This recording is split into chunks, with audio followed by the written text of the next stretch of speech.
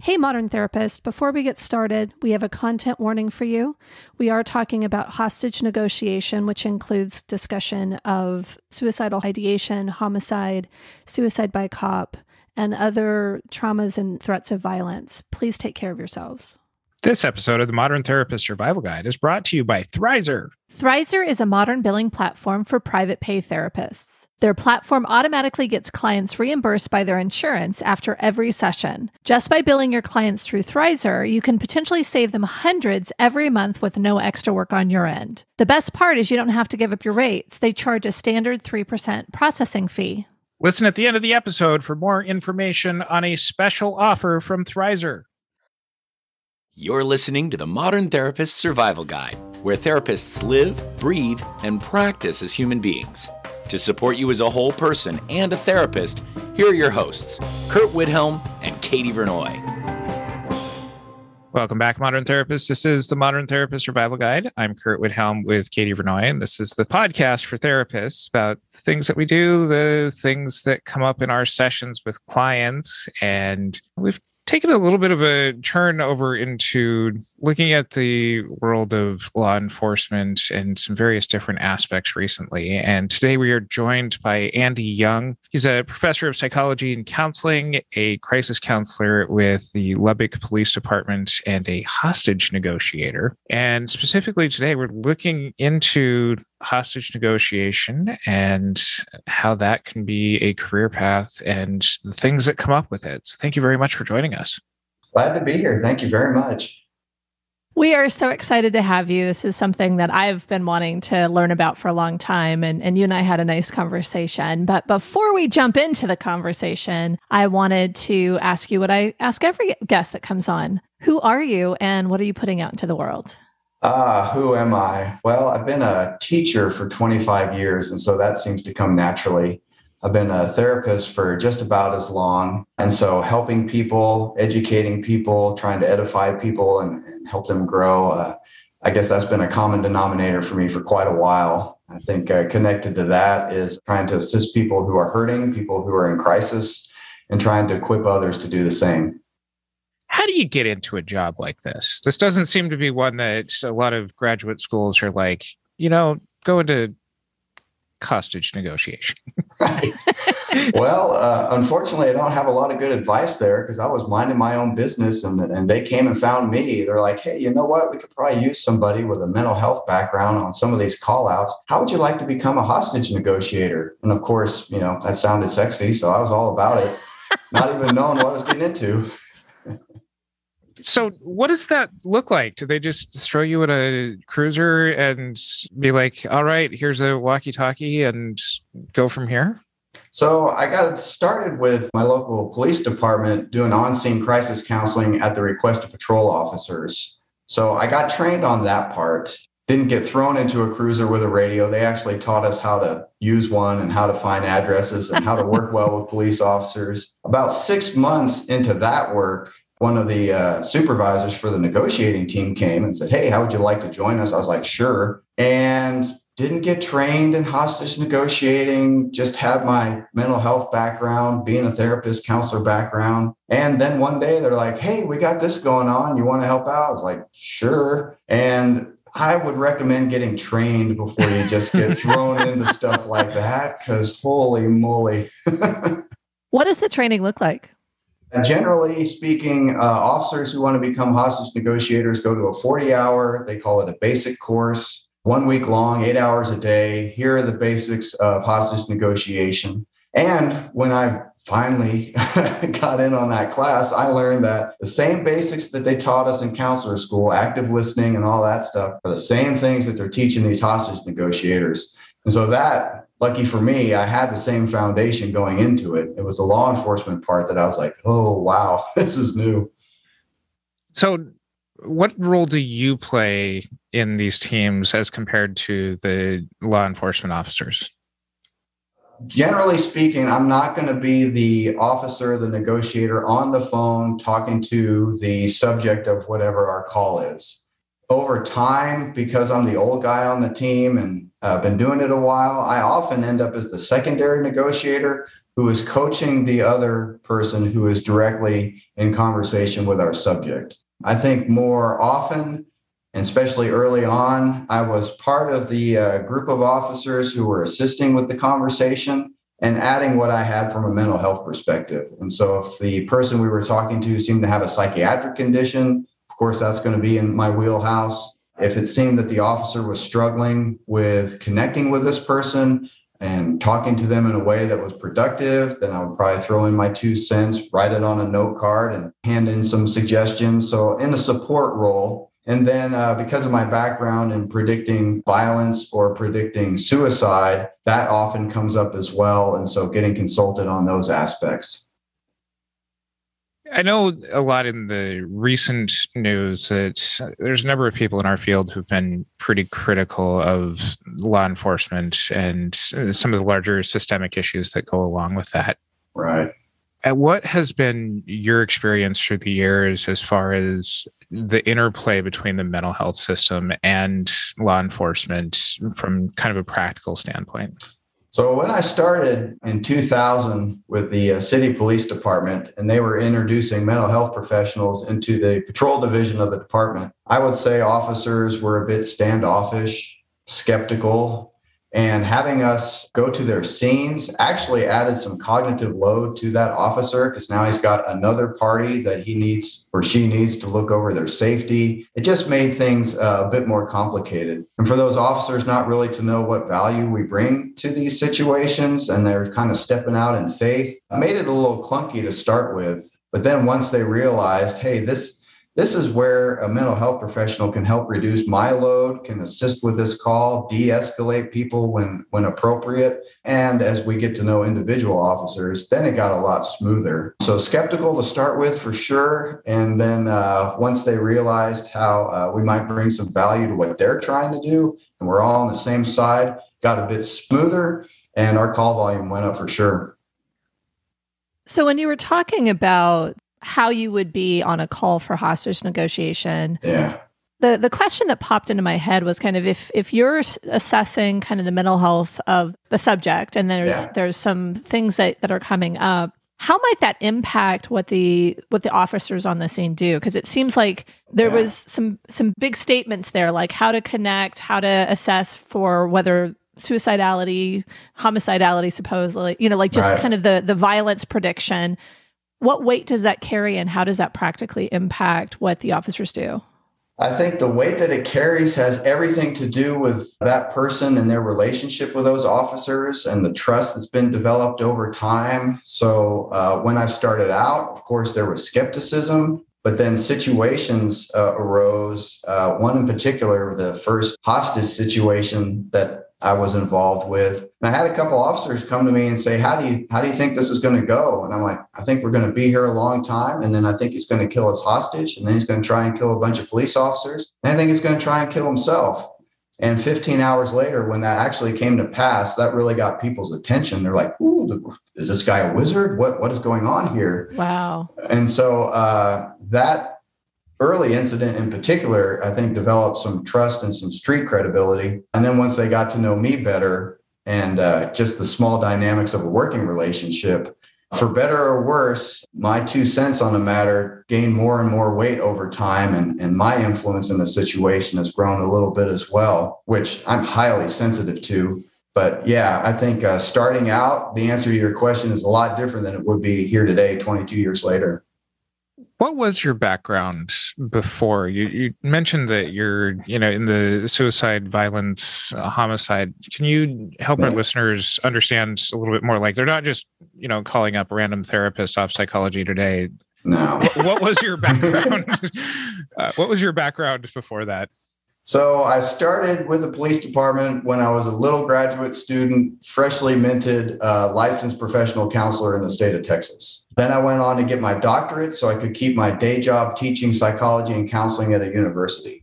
One of the classes that I taught at the university was forensic psychology, which then helped kind of beef up the prediction and violence and suicide risk assessment stuff. And so my training experience continued to grow over the years. And then, of course, I would get specialized training. The FBI came to town, taught a 2-day class in psychological profiling.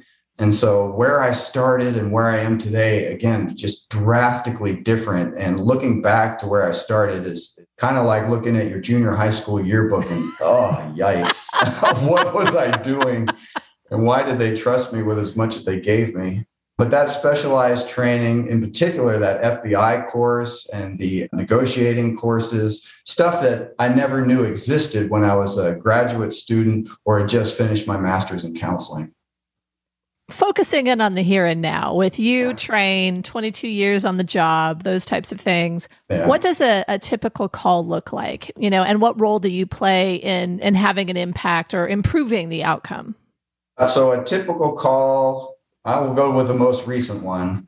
We have a drunk person who is threatening suicide, former military.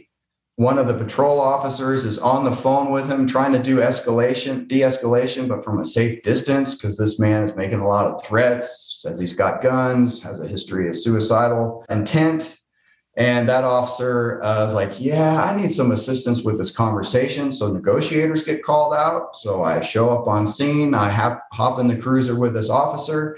And so now I'm trying to coach this officer on the conversation he's trying to have with this individual. As the situation unfolds and the SWAT team shows up and we get a better feel for this guy, you know what? It doesn't seem to be as much about, I want to die today, as much about, I want to blow off some anger and I want to get a reaction out of people and I want to be heard. Then when the bosses come and say, hey, Andy, what do you think? I'm like, you know what? This guy probably wants to fight with us and we probably don't want to give him what he wants. They're like, okay, so what do you suggest? Well, I know typically what we do is to take our big armored car and put it in front of the house and start loud hailing people in order to get them to realize there's a show of force here. Maybe you don't want to fight with us. I think in this case with a drunk Marine, we probably don't want to do that. Maybe we want to have a lower profile and it's going to take longer, but I bet that works better for us in the long term. And so we gave it a try. Then the subject took propane tanks and positioned them around his backyard. We're like, yeah, okay, maybe we do want to keep our distance because this guy really is spoiling for a fight. But then over time, as we were not meeting his needs for fighting and for attention, he eventually was like, okay, my friend is here because we told him his friend is here. I'll come out and talk to him. And the end of it was quite anticlimactic. I think one of the side bits of this, you got all the SWAT guys up there in the armored car just waiting and waiting because this went on for hours. We had one of our negotiators in the armored car with him. I got a text from the negotiator. He said, hey, all the SWAT guys want to know what you think. How long is this going to take?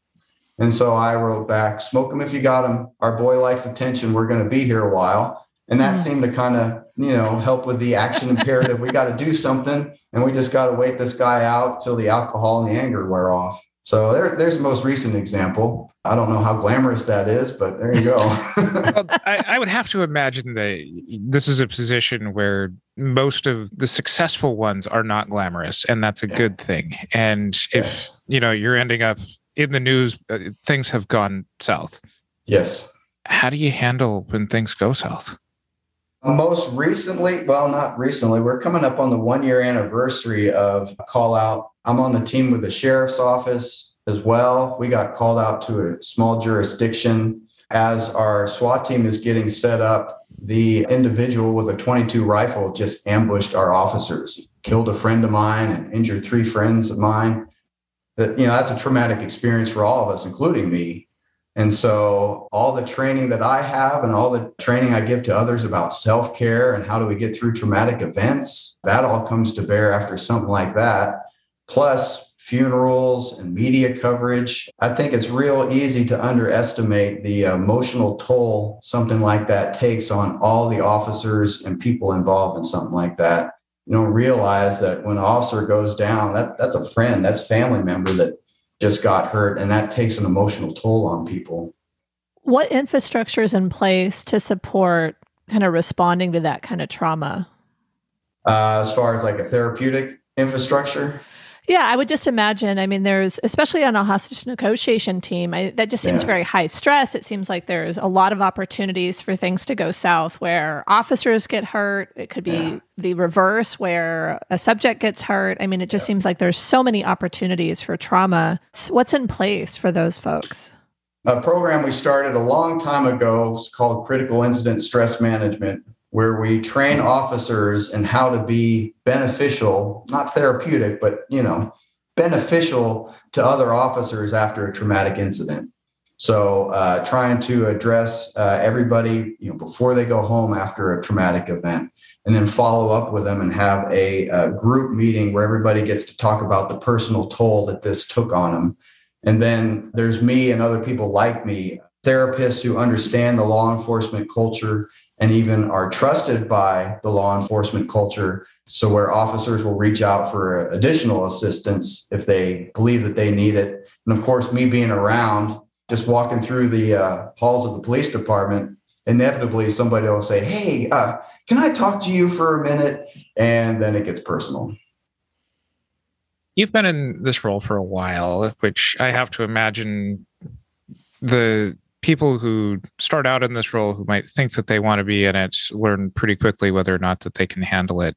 What does it take to make somebody a good negotiator, or somebody who might have pursued maybe like a forensic psychology sort of background, maybe wanting to get into this kind of stuff? What kind of skills and qualities really make for the people who are able to stick around?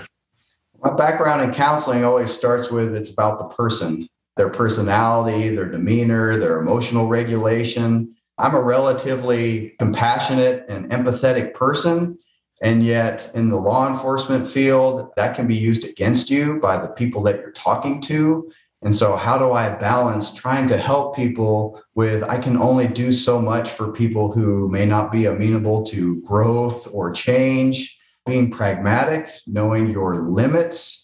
And again, understanding the circumstances that you're in. This is a law enforcement thing that we're dealing with. This is very different than therapy in my office with somebody who wants to be there, understanding the difference. And at the end of the day, just like in my office, out on the street, knowing my limits and how do I put things to bed emotionally and cognitively for myself? How do I think about things in a rational way that helps me regulate my emotions, knowing my limits? It's an art because everybody is not the same. And so what works for me is not going to be the same that works for another therapist.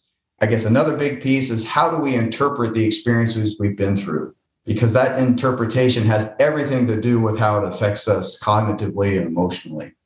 So I got a lot to say there, but there's an opening. There's an opening volley. Yeah. Yeah. Well, I think about when a subject gets killed. Yeah. And I think that there's both just the trauma of that, but there's also at this point the kind of the political nature of a subject in these situations getting killed. And I don't know what my specific question is, because I think about it's such a broad question, I guess. But to me, when I think about those pieces, my assumption is that the goal is to not have anyone die. Exactly. And so talk a little bit about how it could turn to the place where a subject is now going to die or has been killed, and how the team handles that. Because to me, that seems like that would be the hardest thing for me in considering trying to be in this kind of a crisis response situation. Well, your question brings to mind an experience I had in 2014 where a gentleman high on meth is in his brother's house and tearing up the house. And his brother calls police and says, hey, stop my brother. I don't like him doing this. Patrol shows up and the brother is in a closet and he's armed with a machete and a steak knife. And so the officers draw their guns because you don't bring a knife or a taser to a knife fight. Yeah. So out come the guns and that man high on meth is in his closet and we have ourselves a negotiation. Negotiators got called. I got there quickly because I'm motivated and I like this work. And I ended up standing behind the guys with the guns, trying to have a conversation with this guy that quickly escalated to, you know what? I want to die today. I want you police officers to kill me, and I'm going to do this. And for about 10 minutes, I tried to talk him out of it every way that I could. And eventually that guy got to the point where he's like, no, I'm going to do this. And he ran at the police officers with a machete. The officer next to me fired some beanbag rounds at him. So it's a shotgun that shoots these big beanbags at him. But because we were so close together, he could only get a couple shots in before that machete was too close to an officer. And so I essentially watched that man get shot and killed. And once that happened, and once that threat was stopped, it is very disorienting to go from a face-to-face conversation with somebody to that lethal force incident to the psychological aftermath of that incident that was inflicted upon all of us because of that individual's decision. And so then it becomes, like you're saying, there's the political, there's the investigative, and there's the personal.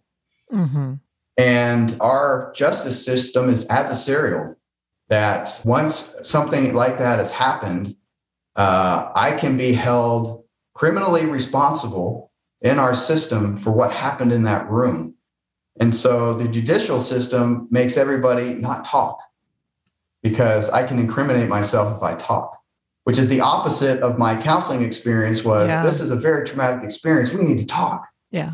So it's real clunky. Luckily, I've worked out with the lawyers that I can have people officers sign my paperwork. And now we have a privileged counseling relationship. And so we can go over here in this cruiser and we can have that personal conversation, even though the adversarial judicial and political system is right outside the window. And to give that officer and myself that opportunity to go, holy crap, I cannot believe what we just went through. I can't believe what I had to witness and what these officers had to do, and just let those emotions out without it being held against us. Anyway, am I getting at what you're asking about? Yeah.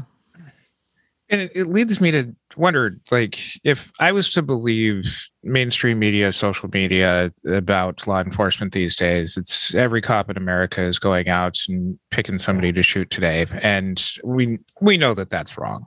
Sure.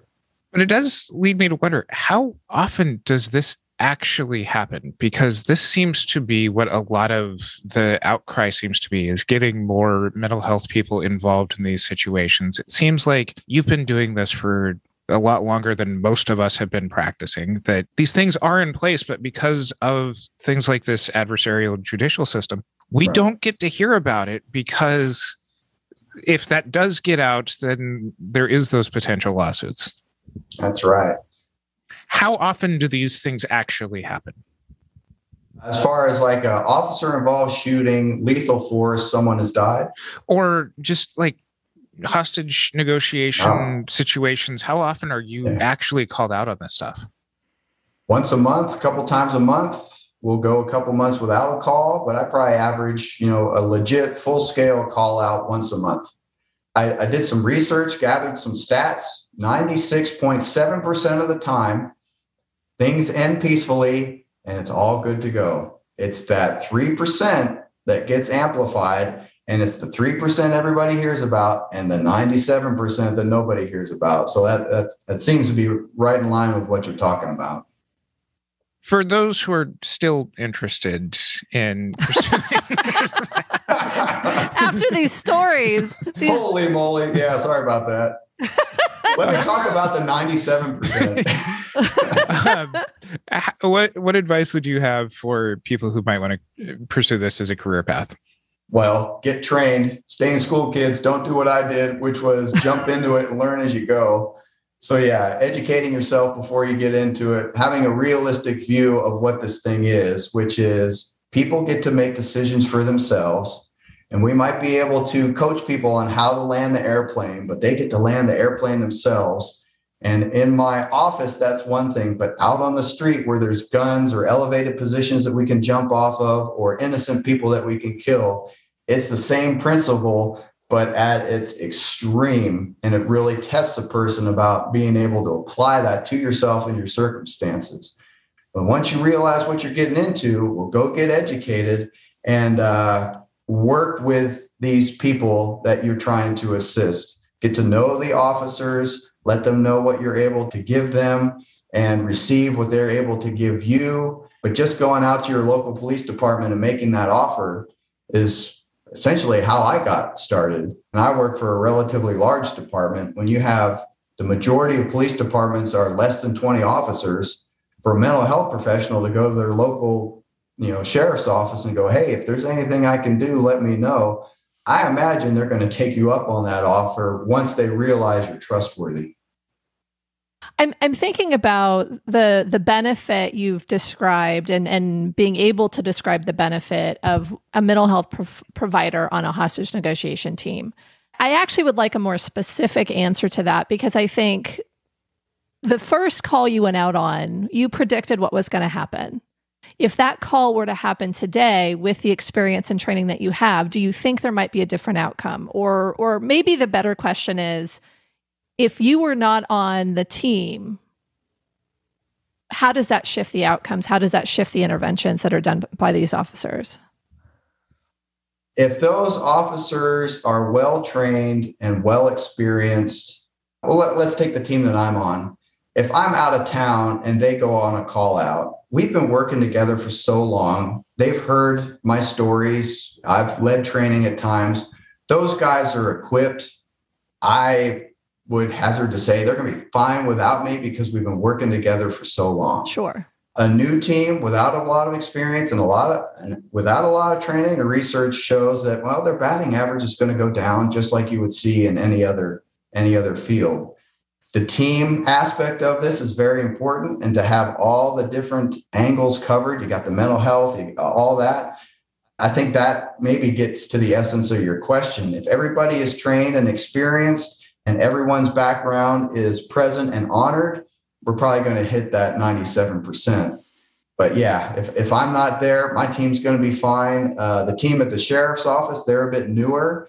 And so that might be a little different, but we've been working together for a while. So they have some ideas. When I'm out of town, I get a phone call sometimes. Anyway, there's ways to mitigate inexperience as well. If I were to decide I want to go up to my local police department and say, this is what a mental health provider can do for a hostage negotiation team, what are the points I should make? Start out with, I understand law enforcement and I've gotten trained in these things. And then when we get called out, you're more often than not going to be dealing with somebody who has some sort of psychiatric condition. So of course I can help our conversation and maybe even our decision making when it comes to how to handle this. I could probably help that occur in a way that the chief of police or the sheriff would appreciate, as opposed to escalating to something that equals a lot of paperwork and maybe some excess media coverage. Everybody on the negotiating team is trying to bring calm to the chaos. And that's what a therapist is generally good at as well. And so that is something I imagine that you can bring to bear. Staying cognitive in the midst of a crisis, that's usually a good influence as well. And so to kind of outline that in your initial pitch, those are the first things that come to mind. Thank you. Yeah. If there are people who are interested in finding out more about the work that you do, where can they look you up and reach out to you? So I have a website for my books, and my books are stories, just kind of like what I told today.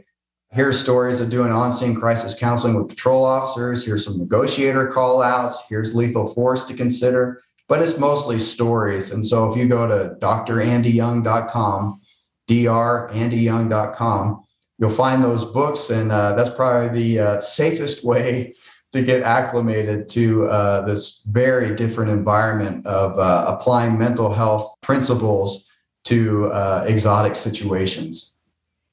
And we will include a link to Dr. Young's website in our show notes. You can find those over at mtsgpodcast.com. Make sure that you follow us on our social media, join our Facebook group, the Modern Therapist Group, and please consider being a patron or supporting us through Buy Me a Coffee. And until next time, I'm Curt Widhelm with Katie Vernoy and Dr. Andy Young. Thanks again to our sponsor, Thrizer. Thrizer is a new billing platform for therapists that was built on the belief that therapy should be accessible and clinicians should earn what they are worth. Every time you bill a client through Thrizer, an insurance claim is automatically generated and sent directly to the client's insurance. From there, Thrizer provides concierge support to ensure clients get their reimbursement quickly and directly into their bank account. By eliminating reimbursement by check, confusion around benefits, and obscurity with reimbursement status, they allow your clients to focus on what actually matters rather than worrying about their money. It is very quick and easy to get set up, and it works great with EHR systems. Their team is super helpful and responsive, and the founder is actually a longtime therapy client who grew frustrated with his reimbursement times. Thrizer lets you become more accessible while remaining in complete control of your practice. Better experience for your clients during therapy means higher retention. Money won't be the reason they quit on therapy. Sign up using bit.ly/Modern Therapists and use the code Modern Therapist if you want to test Thrizer completely risk-free. You will get 1 month of no payment processing fees, meaning you earn 100% of your cash rate during that time.